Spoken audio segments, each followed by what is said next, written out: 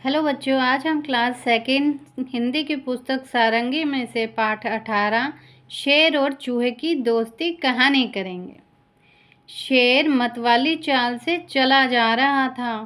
बच्चों, मतवाली का मतलब है नशे में चूर, यानी ताकत के नशे में।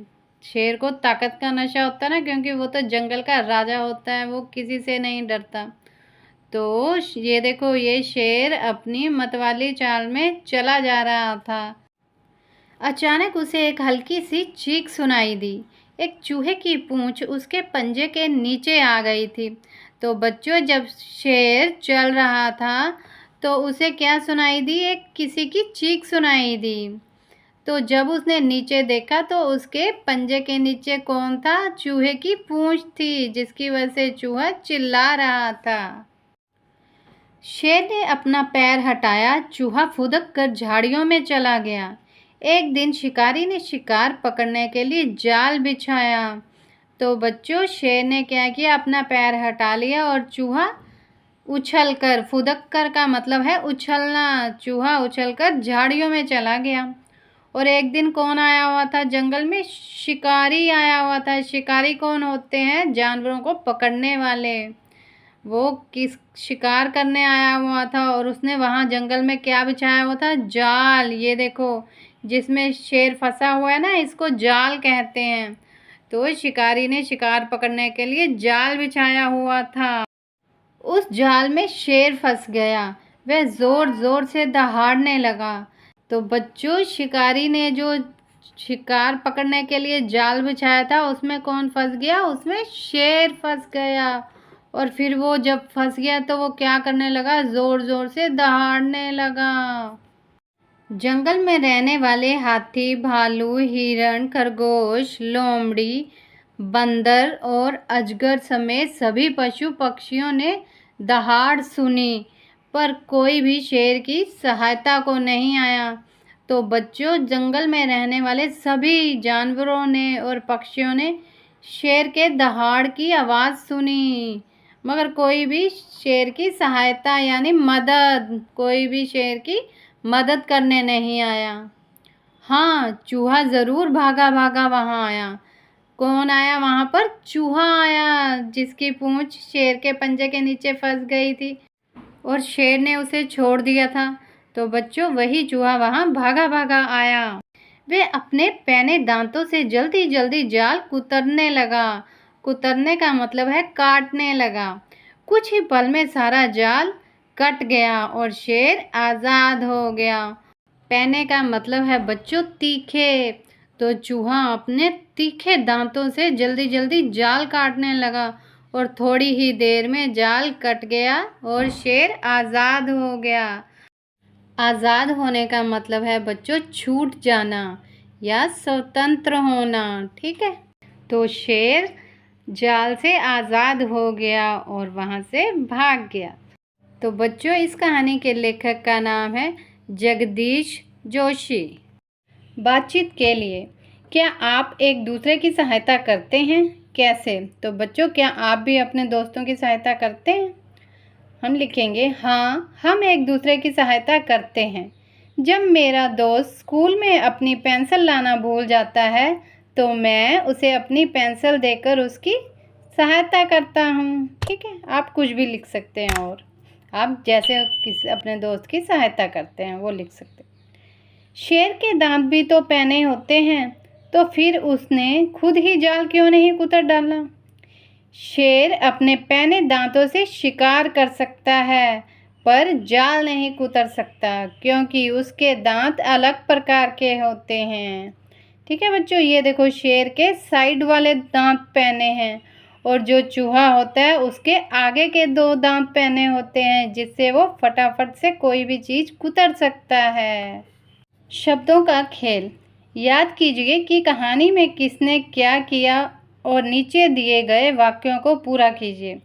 तो बच्चों, अब हमें कहानी याद करके ये वाक्य पूरे करने हैं, ठीक है।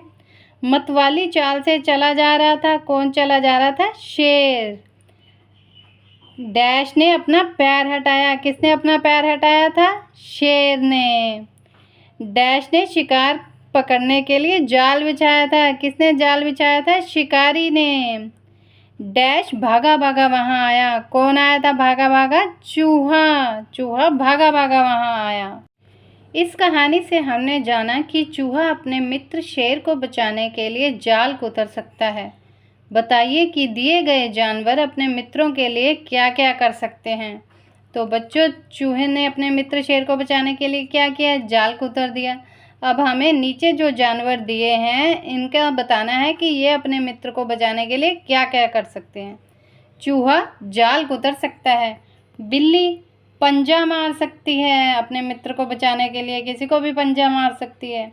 बंदर पेड़ पर चढ़ सकता है। मछली पानी में तैर सकती है। चिड़िया उड़कर रास्ता बता सकती है।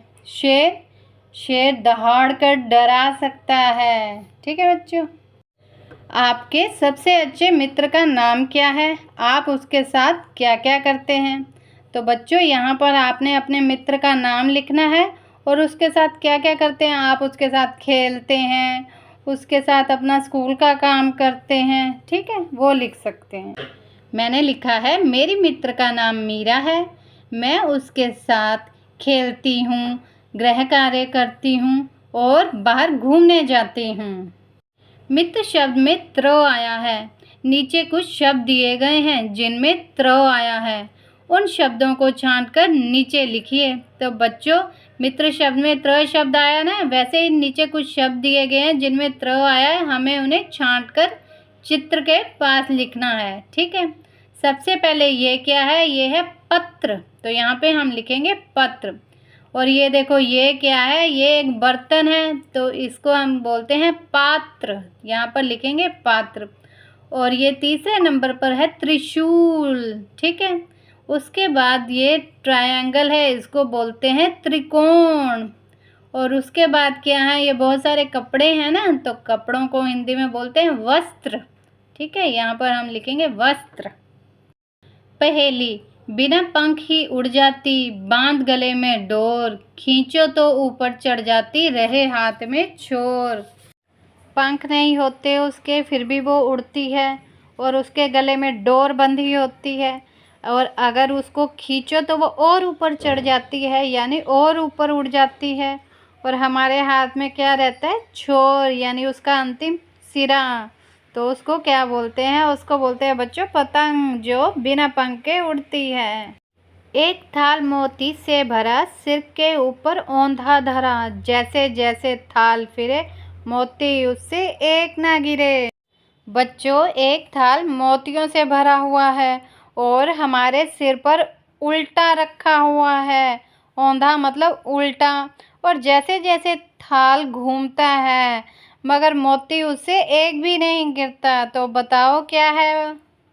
वो है आसमान, आकाश। देखो, आकाश एक थाल है और उस तारे, उसमें बहुत सारे मोती हैं और वो हमारे सिर के ऊपर है और उसमें से मोती एक भी नहीं गिरता। ठीक है, चार पाँव पर चल ना पाऊँ, बिना हिलाए हिल ना पाऊँ, फिर भी सबको दूँ आराम, झटपट बोलो मेरा नाम।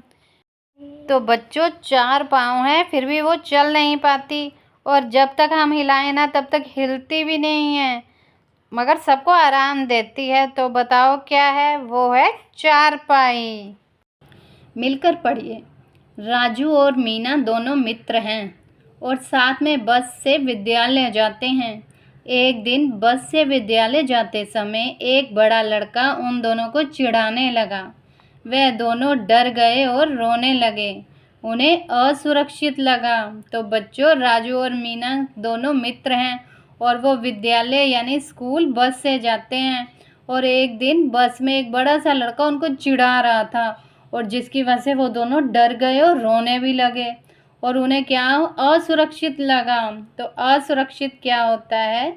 जब हमारे आसपास कोई खतरा हो या जब कोई हमें नुकसान या चोट पहुंचाने का प्रयत्न करे, तब हम अपने को असुरक्षित महसूस करते हैं। तो बच्चों, जब हमारे आसपास कोई खतरा होता है या कोई हमें चोट पहुंचाने की कोशिश करता है, तब हम असुरक्षित महसूस करते हैं। ठीक है, जब हमारे आसपास कोई खतरा ना हो या जब कोई हमें नुकसान या चोट ना पहुंचाए, तब हम अपने आप को सुरक्षित महसूस करते हैं। ठीक है बच्चों, जब हमारे आसपास कोई खतरा ना हो, कोई हमें चोट ना पहुंचाए, तब हम सुरक्षित महसूस करते हैं। यहाँ पर कुछ उदाहरण दिए गए हैं। आपको राजू और मीना को ये बताने में सहायता करनी है कि कौन सा उदाहरण सुरक्षित है और कौन सा असुरक्षित है। बच्चों, नीचे कुछ उदाहरण दिए गए हैं, इनसे हमें राजू और मीना को ये समझाना है कि कौन सा उदाहरण सुरक्षित है और कौन सा असुरक्षित। सुरक्षित के लिए सही का चिन्ह लगाइए और असुरक्षित के लिए गलत का चिन्ह लगाइए। आपके पिताजी आपके साथ खेल रहे हैं, ये सुरक्षित है, यहाँ सही का चिन्ह लगेगा। आपका मित्र आपको मारता है, ये असुरक्षित है क्योंकि आपको चोट लग सकती है, तो यहाँ पर गलत का चिन्ह लगेगा। बाजार जाते समय आपकी माँ के हाथ से आपका हाथ छूट जाता है, तो बच्चों ये असुरक्षित है, यहाँ पर गलत लगेगा, गलत का चिन्ह। ठीक है, क्योंकि बाजार जाते समय आपका हाथ छूट गया है तो आप गुम हो सकते हो बाजार में। ठीक है।